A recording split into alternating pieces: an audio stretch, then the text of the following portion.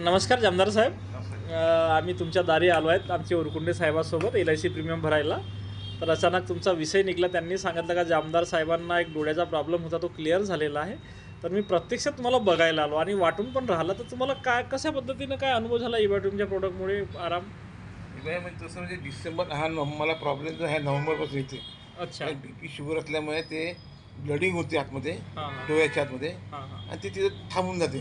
अच्छा. ते थांबल्यामुळे काय होते की आपण इकडे पाहत असे काळ्या काळ्या हां असे जे नाचते ते. मी डॉक्टरकडे गेलो होतो, डॉक्टर आपल्या सुरज हॉस्पिटलमध्ये. हां. त्याने सांगितलं की त्याचं तुम्हाला ऑपरेशन करावं लागेल. म्हणजे डोळ्याचं ऑपरेशन करायला सांगितलं हां, तुम्हाला? ते- अच्छा. त्याच्यानंतर मग मोतियाबिंदू नाही, आतमधले जे जे काळपटपणा आहे ते काढायचा. मी तुम्हाला क्लिअर दिसन म्हणून बरं दिसन. तर मी केलं ते, पण करणार होतो. आणि मग मला सांगितलं की बा खर्च किती येईल. तर ते म्हणजे बस 70,000 रुपये खर्च येईल त्याचा. अच्छा.